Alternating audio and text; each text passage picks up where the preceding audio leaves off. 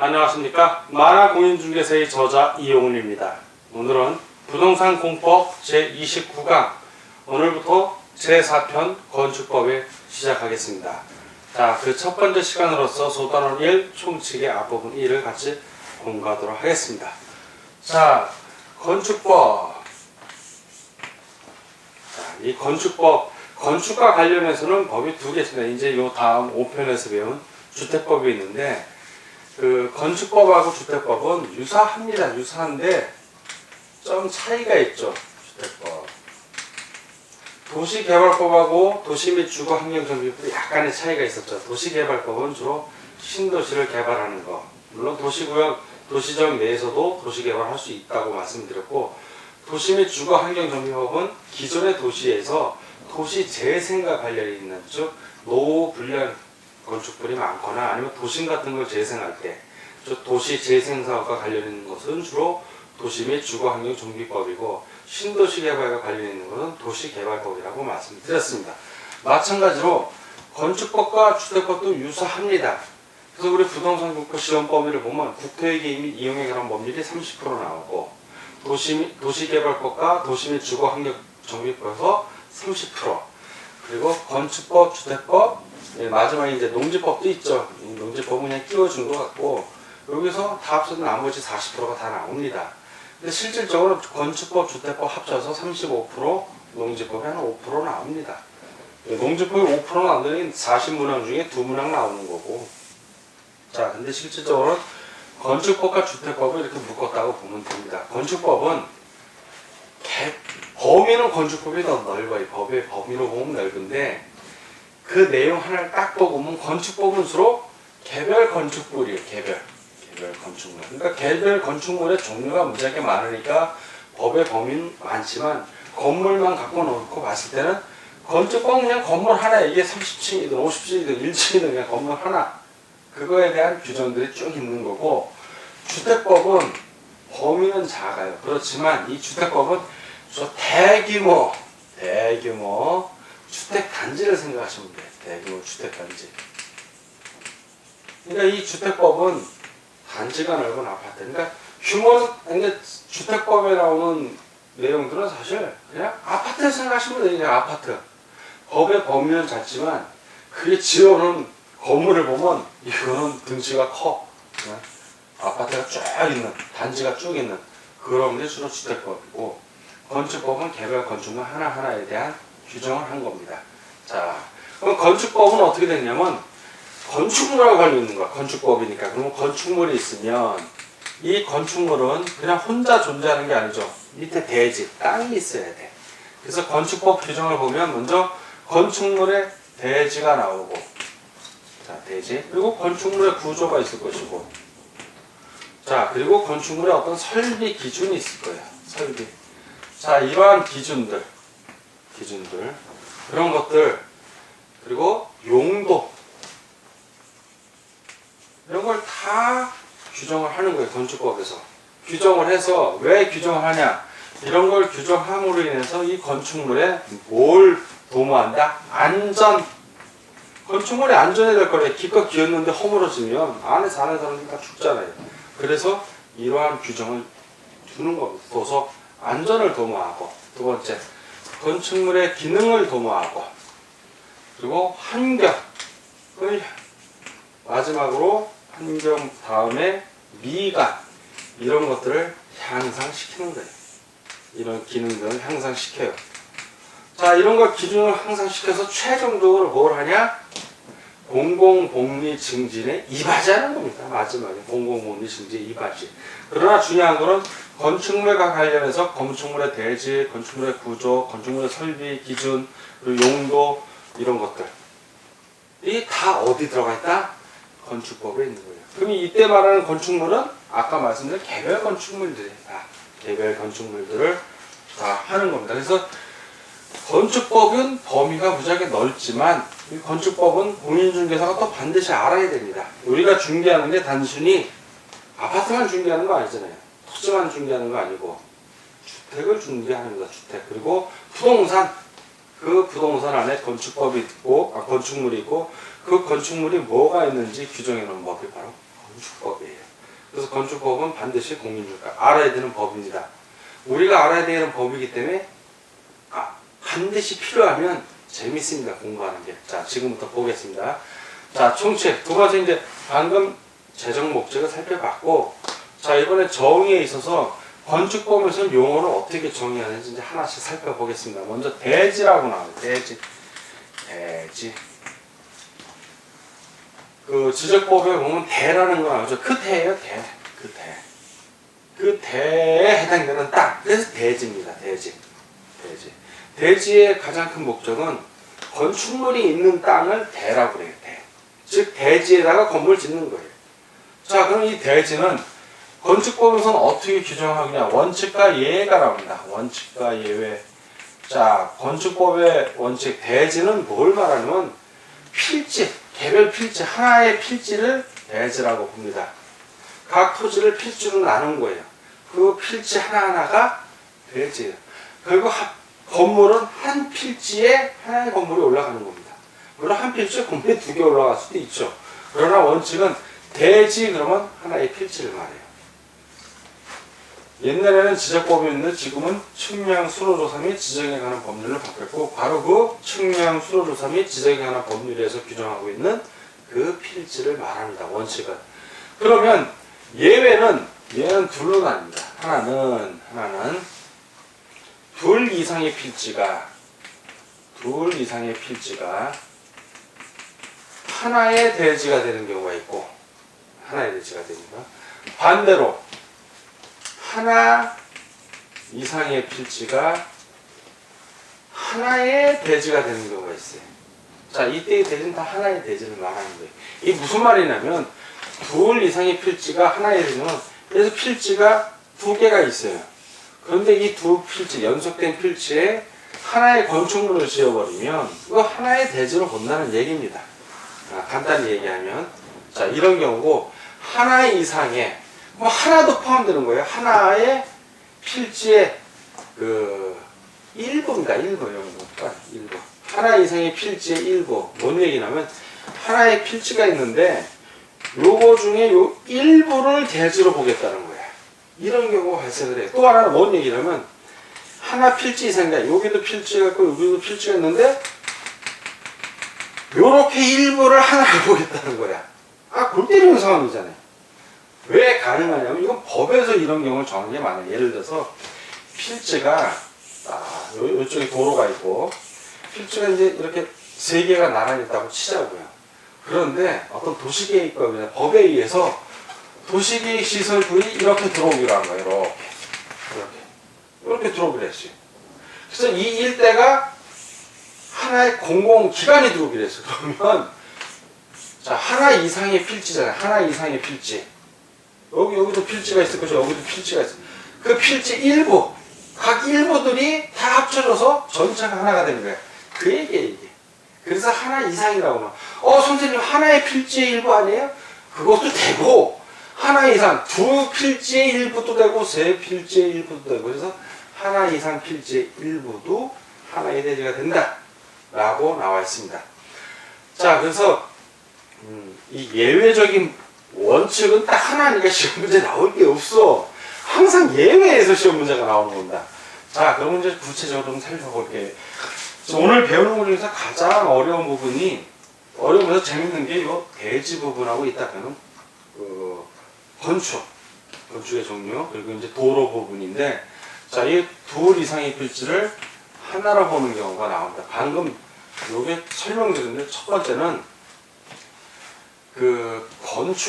하나의 건축물이 2 필지 이상의 하나의 건축물이 들었을 때, 가장 쉬워. 이건 누구나 이해를 할 수 있어. 자, 두 번째는 합병 불가능한 경우가 있어. 합병이 안 되는 경우 중에 일부.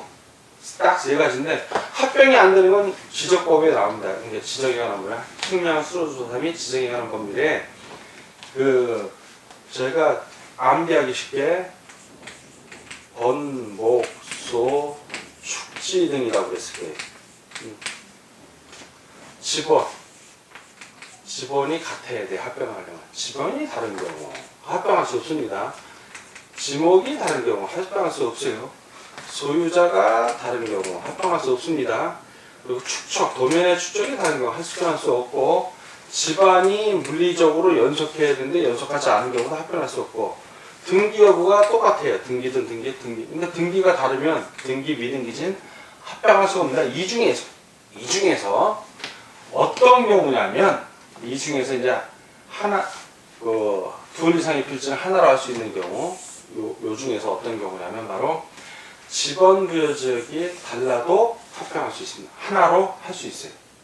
또 하나, 두 번째는 도면이 축적이 달라도 하나로 할 수 있습니다. 자, 각각 하나의 대지로 할 수 있다는 얘기예요. 또 하나. 자, 그리고 서로 인접하고 있는 필지로서 각 필지의 집안이 연속되지 않은 경우도 하나로 할 수 있습니다. 그런데 조건이 있어. 요 세 가지 경우가 되는데 똑같이 소유자가 동일해야 돼. 그리고 소유권 이외의 등기사항이 소유권 이외의 권리관계가 등기가 아니라 권리입니다. 소유권 이외의 소유권 이외의 권리관계가 다르면 돼. 같아야 돼요. 이 두 개가 필지가 똑같이 권리가 동일해야 돼. 요 조건은 다 똑같아. 요럴 때 된다는 거예요. 나머지 지목이 다르거나 소유자 다르거나 등기가 안 돼 있는 거, 이것들은 둘 이상의 필지를 하나로 할 수 없지만, 지번이 다르거나 축적이 다르거나 집안이 물리적으로 연속하지 않다 하더라도 소유자가 동일하고 권리관계가 동일하다면, 소유권 이해의 권리관계가 동일하다면 요것들은 각각 둘 이상의 필지를 하더라도 하나의 대지로 할 수 있습니다. 자, 요게 요 얘기예요. 그 외에 3, 4, 5, 6번은 별로 어렵지 않습니다. 법률에 의한 규정에 의한 거니까, 도시계획 시설에 해당하는 경우, 법에서 두 필지를 하나로 하려는데, 그러면 그 도시기역에 설치되는 1단의 토지들, 2개 이상의 토지들은 하나의 대지가 되는 겁니다. 강제적으로. 주택법에 의한 것도 그렇고, 자, 시군구청장이 결정하는 경우도 됩니다. 자, 그리고 이제 두 번째 하나 이상의 필지의 일부에 대해서, 일부가 하나의 대지가 되는, 대지입니다. 하나의 대지가 되는 경우. 자, 요거는 요거로 살펴볼 텐데, 요건 하나 이상의 필지 일부에 대하여, 자, 요게 전제 조건으로 되고, 그리고부터 이제 나오는 거예요, 하나씩. 도시계획 시설이 결정된 경우, 법률에 다 읽어야 되는 거예요. 그러면 하나의 대지로 보고, 두 번째, 농지 전용 허가를 받은 경우, 자, 산지 전용 허가를 받은 경우, 그리고 국토유기 및 이용에 따른 개발계획 허가를 받은 부분, 이런 것들은 다 하나의 이상의 필지의 일부지만 하나의 대지를 할 수 있는 겁니다. 즉, 법률 규정에 의해서 되는 거예요. 개인이 마음대로 할 수 있는 부분인데 아니에요. 그리고 개인이 마음대로 할 수 있는 건 마지막 그 5번째 나오는데, 건축물의 사용 승인을 신청할 때, 건축물 사용 승인 신청할 때 필지를 나누는 걸 조건으로 건축 허가를 받은 경우가 있어요. 그럴 때는 그 필지가 나누어지는 토지를 하나의 대지로 봅니다. 그 경우 외에는 나머지는 다 법률 규정에 의한 거예요. 법률 규정에. 그러니까 이런 게 있구나 라는 정도로만 여러분이 이해를 일단 하시면 됩니다. 자, 이제 건축물. 그럼 건축법에서 말하는 건축물은 정의가 어떻게 되는지 또 알아보겠습니다. 건축물. 우리가 건축물을 많이 봐요. 많이 보죠. 내가 살고 있는 주택도 건축물이고, 관공서도 건축물이고, 시골에 있는 쓰러져가는 초가집도 건축물이고, 다 건축물이에요. 그럼 건축물은 어떻게 정의해내겠냐? 건축물은 토지에 일단 토지가 있어요. 토지에 정착하는, 붙어있다는 얘기야. 띄어지지가 않아. 고정되어 있다는 얘기야. 정착, 고정되어 붙어있는 거야.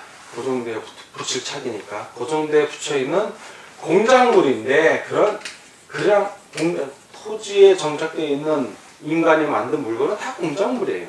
공작물 중에서 아무 공작물이 아니라 공작물 중에서 이제 단서 조건이에요. 첫 번째, 지붕이 있어야 되고,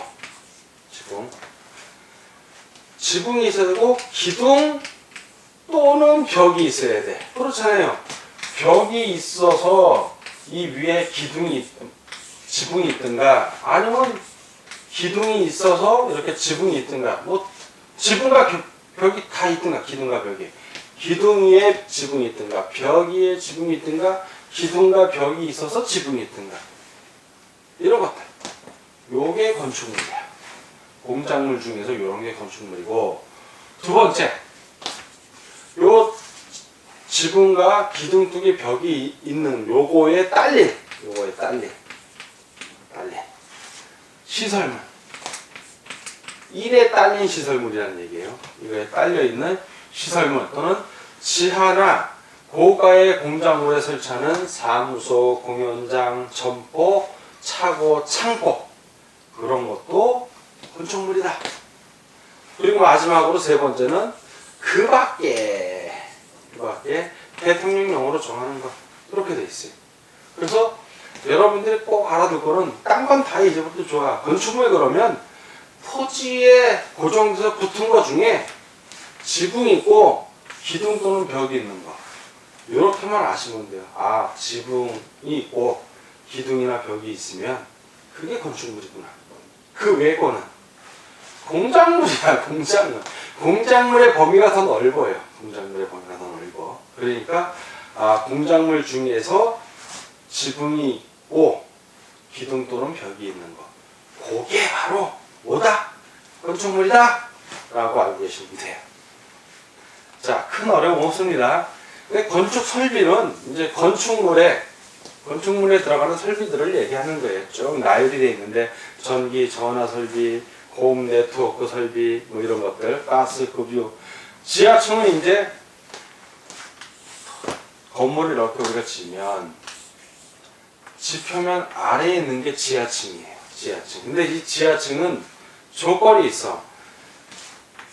이 바닥에서 이 지하층의 바닥에서 지표까지 이 높이가 그 평균 해당 층 높이, 지층에 있는 평균 지층 높이의 2분의 1 이상이 되어야만 지하층으로 봅니다. 2분의 1 이상이 되어야. 요 층 높이의 2분의 1 이내라면 지하층으로 안 본다는 거예요. 예.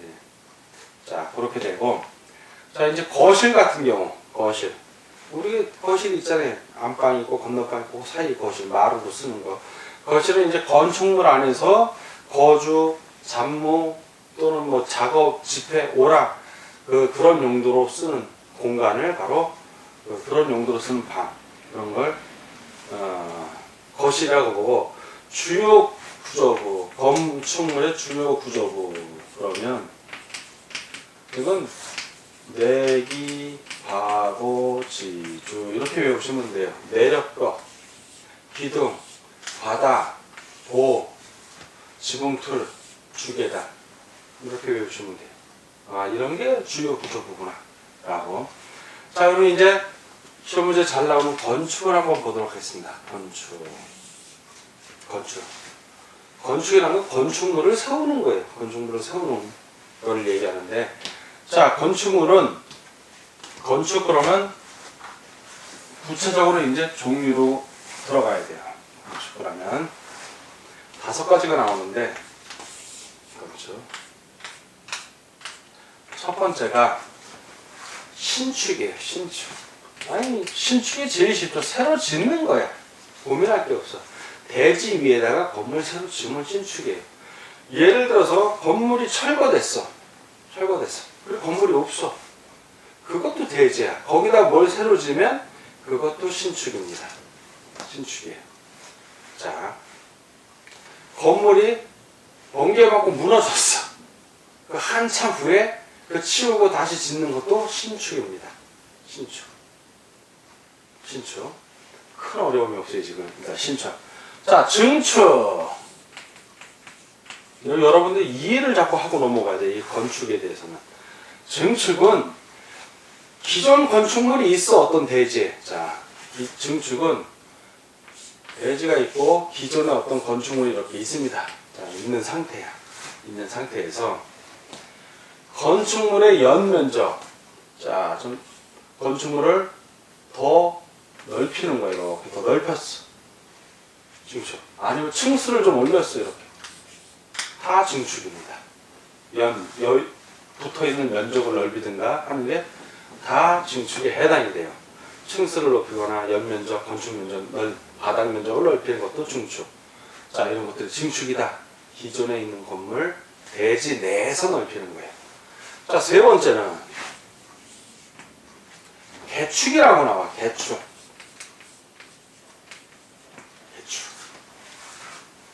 이거는 기존 건축물을 철거하는 거예요. 철거를 하고 전부 또는 일부를 철거를 합니다. 철거를 해. 내가 일부러 오래돼서 철거할 수도 있고 마음에 안 들어서 철거할 수도 있고 철거의 이유는 묻지 않아. 근데 철거하고 그리고 그 철거를 하는데 중요한 거는 그 대지 안에서 철거를 하고 종전과 같은 규모의 범위, 종전 규모가 있으면 건축물의 범위, 종전 규모 범위 내에서, 종전 규모 범위 내에서, 종전 규모까지도 돼. 그보다 더 좁게 해도 되고 범위 내에서 다시 축조하는 거예요. 다시 축조. 선생님 아까 철거한 거 짓는 거 신축이라고 그랬잖아요. 요 질문하는 사람이 있으면 똑똑한 사람들이에요. 근데 아까 내가 설명할 때 어떻게 했냐면 철거가 되든 철거를 철거하고 없어. 한참 있다 짓는 게 신축이고 철거하고 바로 짓는 게 개축이야. 개념이 다르죠. 철거되고 아무것도 없는 대지, 그것도 대지고 애초에 아무것도 짓지 않은 대지도 대지야. 이해가 돼요? 이때의 신축은 철거되고 한참 지난 후에 짓는 걸 얘기하고 이 개축은 철거하고 종종 규모 인해서 다시 축전, 다시 신축하는 걸 개축이라고 그래요. 그러니까 신축에는 개축이 들어간다 안 들어간다? 안 들어가는 거예요. 신축에서는. 개축은 다른 거예요. 개념이. 자, 이제 네 번째 재축이라고 했어요. 슬슬 헷갈립니다. 개축은 뭐고 재축. 다시 축조하는 거 개축이라고 그래놓고 또 재축에 다시 축조하는 거 아니야. 이것도 지금 재축. 재축은 철거는 내가 자진해서 철거한 거야. 내가 내 힘으로. 이거는 재축은 천재지변이야. 천재지변. 천재나 지변으로 건축물이 멸실된 거야. 이건 내 의지하고 상관이 없어. 멸실된 거야. 일단 재축할 때 조건이 다르다는 거야. 이 철거는 내가 의도해서 철거한 거고 이건 철거는 아니지만 멸실이 돼버렸어. 나의 의도하고는 상관이 없는 거야. 자, 이렇게 됐을 때 똑같아. 종종 규모 이내에서, 종종 규모 범위에서 다시 축조하는 것도 똑같아. 이것도 똑같아. 전제 조건만 다른 거야. 나의 의지와 상관없이 천재지변으로 멸실되면 재축이고 내가 일부러 철거하고 다시 짓는 건 개축이야. 의미가 다르죠? 뒤는 똑같아. 뒤는 똑같은데 의미가 다르다는 거야. 자, 이전은 쉽죠. 이전은 뭐 허무는 거 없어. 그 건축물의 주요 구조를 해체하지 않고 그래서 이쪽에 건물이 있었어. 이걸 옆으로 이전하는 거 그대로 이전하는 거. 이전은 별로 어렵지가 않아요. 같은 대지 안에서 다른 위치로 옮기는 거야. 이건 뭐 헷갈리지가 않는데 여러분들이 헤매는 게 뭐냐 하면 주로 증축도 안 헷갈려. 증축. 증가되는 건축이야. 증가되는 거. 신축, 개축, 재축을 헤매는 거야. 신축은 철거된 대지도 물론 포함을 하지만 그 철거가 한참 전에 철거라는 거야. 철거하고 종중규모 이내로 다시 축조하는 거는 개축이고 천재지변으로 멸실해서 종중규모 이내로 다시 축조하는 건 재축이다. 그래서 여러분들이 헷갈리지 말고 꼭 개축은 철거, 재축은 천재지변. 외우기 쉽죠? 천재지변의 재가 나오잖아. 이렇게 외우는 거예요. 도저히 모두가 천재지변의 재, 그래서 재축이구나. 다시 재자인데 한글은 똑같잖아요. 그렇게 외우는 거예요. 요령이야. 이거 암기하는 요령. 개축은 개 기억 들어가고 철거에 기억 들어가잖아요. 그렇게 외우는 거예요. 도저히 못 외우는 분들은. 자, 이렇게 건축을 정리하고 넘어가고, 이제 또 수험생을 해면 대수선이라고 나옵니다. 대수선. 대수선. 엄청 크게 수선하는 거예요. 집을 고친다는 얘기야, 수선은. 근데 그 수선이 커. 대수선. 대수선 그러면 아까 주요 구조부 있죠? 그 주요 구조부를 고친다는 얘기야. 내기 바보지주가 들어가요. 자, 8가지가 나옵니다. 어휴, 이건 또 더 많어. 첫 번째, 내력벽. 안에 있는 내력벽. 내기 바보지주 첫 번째 내력벽 나오네. 자, 내력벽. 자, 내력벽을 증설할 수도 있고, 해체할 수도 있어요. 증설하거나 해체. 또는 그 벽면, 내력벽 벽면적을, 면적을 30제곱미터 이상, 30제곱미터 이상 수선하거나 변경하는 거. 요게 첫 번째 대수선이에요. 대수선. 이제 두 번째. 기둥. 내기 바보지주 다 나오겠네. 보면 알아야죠. 기둥. 기둥을 증설 또는 해체하거나 3개 이상 수선 또는 변경하는 거. 증설, 해체, 수선, 변경. 증설, 해체, 수선, 변경. 자, 기둥, 증설, 해체, 수선, 변경. 세 번째는, 자, 대수는 주요 구조부인데 내기 바보지주 중에 바닥만 없어요. 바닥만. 자, 바닥에 없으면 내기 바 없으니까 보죠, 보. 자, 보를 증설하거나 해체, 증설 또는 해체하거나 그 3개 이상을 수선 또는 변경하는 경우, 이것도 대수선입니다. 그럼 네 번째, 내기 바보지주니까 내기 바보지. 이게 지는 바로 지붕틀이에요. 지붕틀. 지붕틀을 증설 또는 해체하거나 3개 이상을 수선 또는 변경하는 것. 그것이 대수입니다. 자, 내기 바보, 바닥만 없다고 그랬고, 보지, 주가 들어가는데 주계단이에요. 그게 5번째가 아니라 법조문에 6번째 들어가 있어요. 주계단이. 주계단이 여기 들어가 있어요. 그럼 이거 먼저 보자고요. 자, 주계단. 주계단 또는 뭐 특별 피난계단, 피난계단. 자, 이거 다 해당이 돼요. 이런 계단, 특별계단. 특별계단 같은 경우에는 계단이니까 증설하는 거라. 증설할 수 있죠. 자, 그리고 수선도 가능하죠. 수선. 수선하는 것도 돼요. 부분 뚫린 게 있으면 메꿔야죠. 계단이니까. 자, 그 5번째. 내기 바보지주는 다 끝났고, 이제 첨가되는 부분입니다. 자, 방화벽 또는 방화구획. 방화벽 또는 방화구획.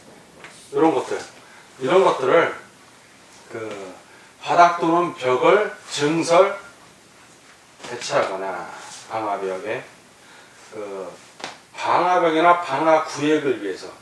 방화벽은 불이 안 나게 하는 특별한 벽을 얘기하고, 방화구획이라는 거는 불이 안 붙게 특별히 구획된 그 부분을 얘기하는 거예요. 방화벽 또는 방화구획. 그럼 바닥이나 벽을 방화구획으로, 방화벽, 방화구획 같은 경우는 그때는 바닥이 나옵니다. 그런 것들을 증설하거나 아니면 해체 또는 수선 변경 하는 것도 대수선에 들어갑니다. 이런 건 이제 불 예방하기 위해서, 불나는 걸 예방하기 위해서 그렇고. 자, 그리고 이제 여섯 번째 방금 했고, 7번째, 이 미간지구에서. 자, 미간지구니까 건물을 아름답게 해야 돼요. 자, 미간지구. 이 미간지구에서 건축물의 외부 형태, 외부 담자 같은 거, 외부 형태 또는 외부 담자, 익스테리어라고 해요. 보통 건물 내부를 고치는 거 인테리어라고 그러죠, 여러분들. 건물 외부를 고치는 거 익스테리어라고 그러는데, 그런 외부 형태를 변경하는 걸 말합니다. 외부 형태를 고치는 거. 그런 걸 다. 기존의 건물이 답답해. 그래서 외부를 멋있게 고친 건물 많거든요. 도예지 같은 경우는. 그런 거 다 대수선에 들어갑니다. 7번째였고, 8번째 이제 다가구 주택에서 다가구 주택 관련된데, 다가구 주택의 경계벽이나 또는 다세대 주택의 경계벽 또는 다세대 주택의 그 가구별 또는 세대별 경계되는 벽이 있어요. 자, 이 경계되는 벽 증설하거나 수리하는 건데요. 대수선이 되는 겁니다. 요 8가지 경우, 요 대수선과 관련해서는 대수선이 아닌 것은 해당하지. 다음은 대수선에 대한 설명이다. 틀린 것은 해갖고 요거 중에 하나를 살짝 질문을 바꿔서 내보냅니다. 그러면 그게 답인 거예요. 자, 주요 구조구 중에 바닥이 있다 없다. 바닥은 이 방화벽하고 방화구획하고만 관련이 있고 그 외에는 바닥이 없어요. 그러니까 바닥을 증설해체하거나 뭐 바닥 면적 30제곱미터 수선 변경하는 거, 그거는 대수선이 아니야. 그게 걸리는 겁니다. 그게. 그거 대수선이 아닌 걸로. 그런 게 답이에요. 자, 이제 리모델링이라는 게 나오는데, 리모델링은 이제 건축물이 이제 노후화돼 갖고 그 노후화를 억제하거나 기능을 향상시키기 위해서 대수선하거나 일부 증축하는 얘기를 리모델링이라고 그러고, 자, 이제 도로가 나와요. 도로에 대한 규정이 나오는데, 이 도로에서 제일 중요한 건 이제 보행하고 자동차가 통로가 가능해야 돼요. 일반 골목길로 생각하시면 됩니다. 도로에서 제일 중요한 거는 이제 넓이. 도로가 길다. 그건 길이고, 넓이. 차가 갈 수 있는 넓이. 4m입니다. 4m. 도로의 최소 폭은 4m. 이게 중요한 개념이에요. 도로에서는. 최소 너비가 4m는 돼야 도로인 거예요. 그래야 그 도로를 끼고 있어야 건물을 질 수 있는 겁니다. 사람이 출입이 가능하니까. 자, 도로. 보행과 자동차 통행이 가능한 4m, 너비 4m 이상의 도로인데, 그 대통령령으로 정할 때는 막다른 도로가 있잖아요. 이렇게 도로가 뻥 뚫려 있으면 되는데, 이렇게 뻥 뚫린 도로에서는 상관인데, 이렇게 막힌 도로가 있어요. 이렇게 주택이 있고, 이렇게. 막다른 도로라고 해요. 이런 막다른 도로. 자, 막다른 도로의 길이. 이 길이에 따라서 이 너비가 정해집니다. 이 막다른 도로 같은 경우는 이제 10m 미만일 때, 길이가 10m 미만일 때는 도로의 너비가 2m여도 됩니다. 그리고 35m 이상일 때는 6m여야 됩니다. 너비가. 그리고 그 사이 10m 이상, 35m 미만, 요럴 때는 중간이 나오겠죠. 3m입니다. 3m. 자, 그리고 35m 이상 같은 경우 도시 지역이 아닌 읍면 같은 경우에는 4m입니다. 4m. 요 막다른 길이하고 그에 따른 이 너비, 요 시험 문제 가끔가다 나옵니다. 지문으로. 그래서 요건 여러분들이 꼭 암기해 주셔야 되는데, 이런 걸 처음부터 외우려 하지 말고, 10m일 때 2구나. 2, 5, 10, 6, 6이 36. 거의 5배라고 생각하시면 돼요. 그리고 중간건 3m.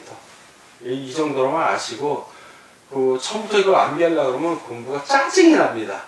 여러분들 최소한 만화 부분만 3번 봐야 돼요. 그리고 핵심 영역까지 해서 그것도 만화하고 포함해서 3번. 최소한 기본서는 6회 이상. 그리고 기본 문제까지 하면 9회 정도를 보면 이거 다 외워져요. 그때쯤 되면. 그러니까 처음 보는 사람들은 10m에는 길이가 10m면 2m, 또 넘어가면 3m, 아주 많이 넘어가면 6m, 이 정도만 아시면 되는 겁니다. 너무 처음부터 외우려 하지 말고 2, 3은 6 이렇게 외우셔도 돼요. 예, 본인 요령입니다. 자, 이제 건축주라는 개념이 있는데, 건축주는 건축물을 건축하는 사람들이, 자, 공사를 발주하거나 아니 현장 관리인들도 스스로 직접 건축하는 주의를 얘기하는데, 건축 등이라는 건 건축을 한다든가 대수선을 한다든가 용도 변경을 한다든가 그런 것 행위를 말합니다. 공사 관리자는 이제 공사를 자기 책임 아래 제대로 공사가 되는지 안 되는지 관리 감독하는 사람을 말해요. 지도하고 감독하는 사람. 공사 시공자는 건설산업기본법에 따라서 공사를 건설공사를 하는 자라고 생각하시면 되고, 건축주에서 발주받아갖고 공사하는 사람을 공사시공자라고 합니다. 그리고 특별건축구역은 나중에 이제 또 특별건축 우리가 따로 배웁니다. 특별건축구역 이제 국토해양부 장관이 지정하는데 이 특별히 지정한 구역이라고 생각을 하시면 됩니다. 건축물을 좀 더 아름답고 창의적으로 만든 건축물을 짓기 위해서 지정한 지역이다. 그 정도로만 아시면 나중에 특별건축구역은 또 따로 파트를 만들어서 설명을 하니까 그때 자세히 배우기로 하겠습니다. 자, 오늘 공부하느라고 수고하셨습니다. 다음 시간에 뵙겠습니다. 감사합니다.